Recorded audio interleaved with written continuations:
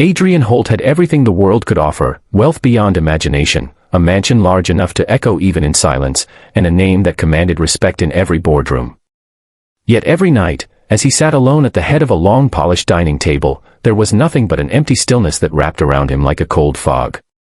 Born with perfect hearing, a devastating illness in his early 30s had taken it away in a matter of months, leaving him in permanent silence. The world moved on with its chatter and laughter, but Adrian remained trapped behind invisible walls, cut off from the simplest human comfort, the sound of another soul. His employees admired him, but no one truly knew him. His wealth protected him, yet isolated him even more, and over the years the silence became his most loyal companion, and his cruelest enemy. If you believe in kindness, second chances, and the power of unexpected miracles, please like, comment, share, and subscribe to Kindness Corner. And tell us in the comments, where are you watching from? Despite his attempts to distract himself with expensive meals, classical art, or charity work, nothing filled the void. His mansion, once vibrant with music and parties, had become a silent museum of memories he could no longer experience fully. Even though staff continued their work, moving quietly through hallways, polishing silverware, preparing meals, Adrian existed beside them rather than among them. He spoke through written notes and gestures, but conversations were brief, transactional, and never warm. His heart had grown weary with a loneliness that money could never cure. Working in this mansion was Rosa Melendez, a humble cleaning lady who carried more weight on her shoulders than her small frame suggested. Life had not been kind to her, but she faced it with quiet resilience. She cleaned rooms with care, treated items with respect as if they were alive, and always greeted Adrian with a soft smile even though she knew he could not hear it. Rosa had recently given birth to her baby boy, Mateo, an energetic child with bright eyes and a laugh that filled any space with sunshine. With no one to watch the baby during the long evening shifts, she brought him with her, making sure he stayed in the staff area where he would not disturb anyone. On a cold autumn evening, Adrian sat alone again, a steaming dinner placed before him, beautifully presented yet tasteless to his lonely heart. The chandelier above glowed warmly, but the air around him felt heavy and unmoving. He felt the ache of silence deeper than usual that night, a crushing reminder of everything he had lost. Meanwhile, Mateo wriggled out of the small playpen where Rosa had placed him. Driven by pure curiosity, the toddler toddled down the hall and followed the soft glow of the dining room lights. Before Rosa could notice, the child, tiny, determined, and innocent, entered the grand room where Adrian ate alone. When Adrian looked up and saw the baby standing near his seat, a flicker of surprise broke through his usual stern composure.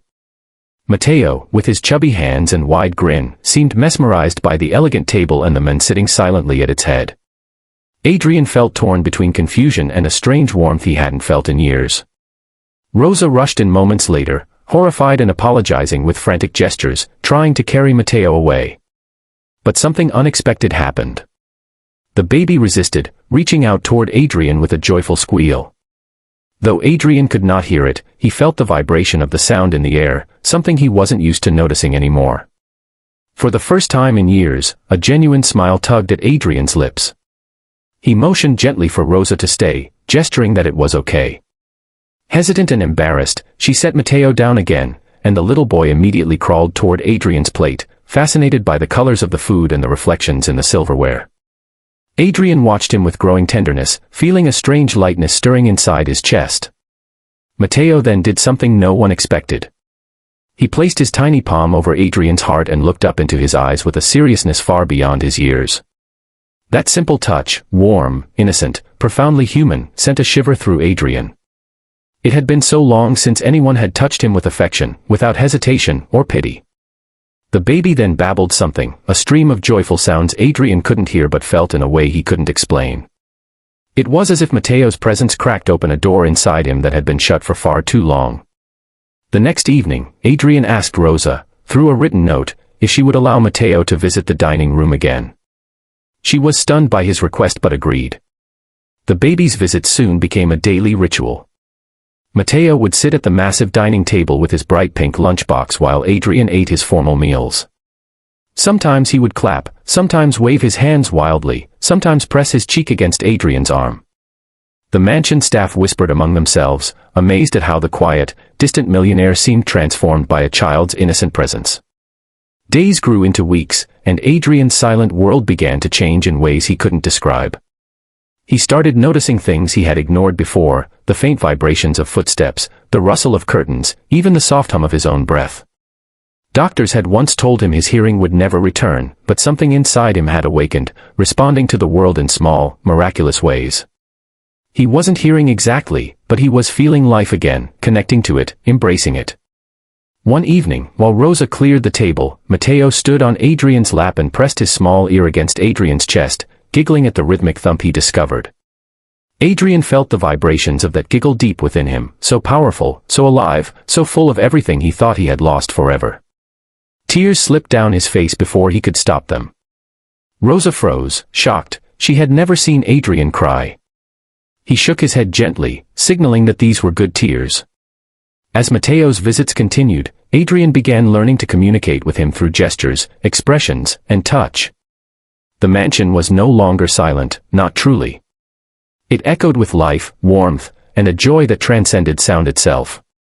Rosa noticed Adrian's growing attachment and worried he might be lonely in a way she could never fully understand. But instead of pulling away, Adrian did something that stunned her and everyone who knew him. He arranged for Rosa and Matteo to move into a private cottage on the property, offering her a better salary and promising a safe environment for the child. Rosa broke down crying, overwhelmed by kindness she never expected.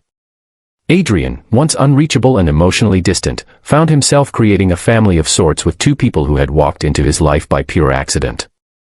If this story touches your heart or reminds you of the beauty of unexpected kindness, please like, comment, share, and subscribe to Kindness Corner. Your support helps these stories reach more hearts. Before we end, tell us in the comments, would you let a small act of innocence change your life too? And as Adrian watched Matteo fall asleep in Rosa's arms one quiet evening, he finally understood the miracle the baby had given him. It wasn't the faint return of sensation or the cracks in his lonely silence, it was the rediscovery of connection, of love, of feeling alive again. What the world saw as unthinkable was simply a moment of pure, unfiltered humanity. And in that moment, Adrian realized he no longer dined alone, because his heart was no longer alone.